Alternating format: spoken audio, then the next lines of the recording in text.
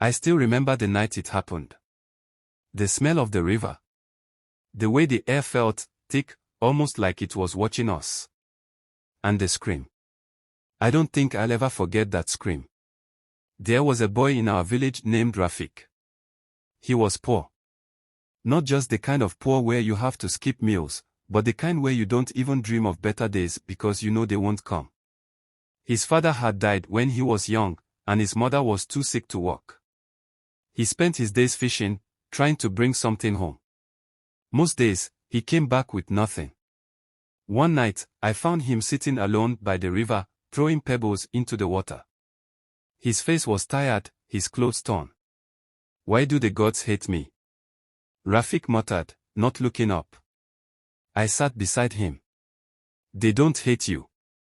Life is just unfair. He scoffed. Tell me something I don't know. There was bitterness in his voice. He was tired of struggling. Then, he said something that made my skin crawl. What if there was a way to change everything? I frowned. What do you mean? He hesitated, staring at the dark water. There's a spirit in this river. An old one. They say it grants wishes, for a price. I felt a chill. We had all heard the stories, the whispers from the elders. No one dared to speak about it openly, but everyone knew. The river didn't just take lives. It took souls. Don't be stupid, Rafiq, I warned. Nothing comes for free. He didn't respond. He just kept staring at the water. And that was the last time I saw him as himself. The next day, Rafiq returned to the village, different. His clothes were still the same, worn and patched, but his hands were full of gold. Real, shining gold. The entire village gathered around him, their eyes wide with shock. Rafiq. Where did you get this? An old woman asked. He smiled, but there was something strange about it. The river blessed me. His mother fell to her knees, sobbing with joy. The villagers whispered among themselves. Some celebrated, but the elders remained silent. Old Forehead, the wisest man in the village, stepped forward. His eyes were dark with concern. The river does not bless, he said.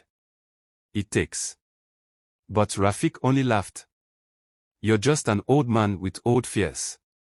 He tossed a gold coin at Forehead's feet. Take it, if you're so afraid. Forehead did not pick it up. You should return it, boy, he said softly. Before it's too late. Rafiq ignored him.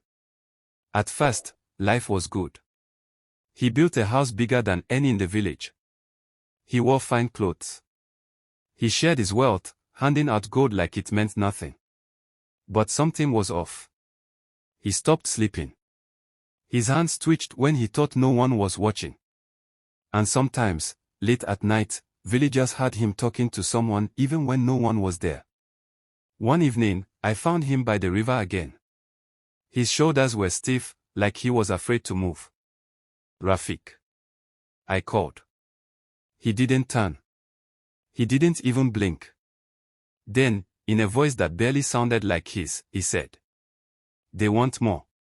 A cold shiver ran down my spine. Who? He turned to me, and I swear, his eyes looked different. Darker. The ones who gave me the gold. I felt my stomach drop.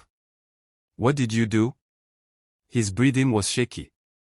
They said the gold wasn't free. They are coming to collect. I grabbed his arm. Then return it. Give it all back. He shook his head. It doesn't work that way. I tried.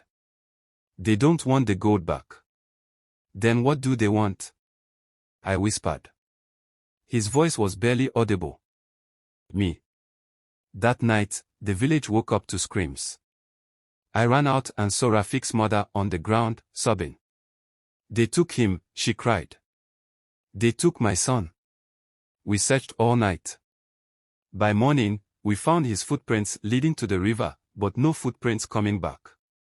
Instead, at the river's edge, we found a pile of gold. Forehead shook his head. He made a deal. The villagers stared at the river, afraid. Someone whispered, maybe he's still alive. But Forage spoke with certainty. The river always collects its debts. No one saw Rafiq again. But sometimes, late at night, when the river is quiet, you can still hear someone whispering, calling for help. No one dares to answer. They say if you walk by that river at night, you can still hear his voice, soft, desperate, begging to be freed. But no one dares to answer. No one dares to throw a single coin into the water. The village never spoke of Rafiq again. His wealth disappeared just as quickly as it came, and his mother lived the rest of her days in silence, staring at the river that had swallowed her son. Greed blinds the heart and steals what truly matters.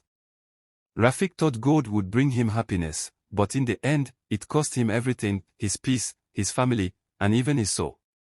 True wealth is not in gold or silver, but in love, kindness, and the people who stand by you when you have nothing.